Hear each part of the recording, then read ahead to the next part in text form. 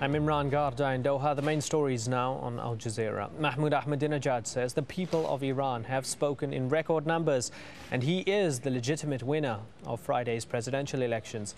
Tens of thousands rallied in Tehran on Sunday in a show of support. Meanwhile, reformist candidate Mir Hossein Mousavi has launched an official appeal for the result to be annulled.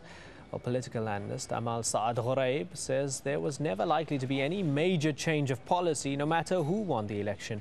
She's in Beirut.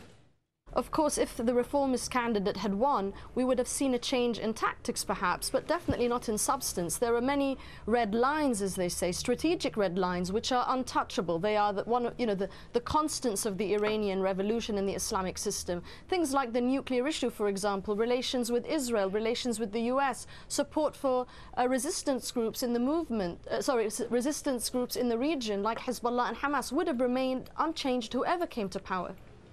In northwest Pakistan, at least 8 people were killed and 50 wounded when a bomb exploded in a market in the city of Dera Ismail Khan. There have been a series of attacks in Pakistani cities since the military launched an offensive against Taliban fighters in the SWAT Valley at the end of April.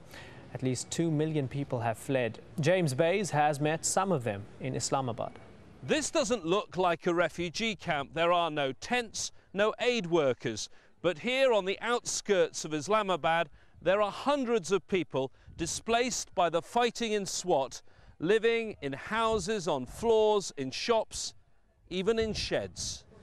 Many of the refugees say they feel abandoned by the government. One farmer from SWAT told how he spent all the family savings and had borrowed more money to rent 2 small rooms where 16 family members sleep. The family has received no government assistance.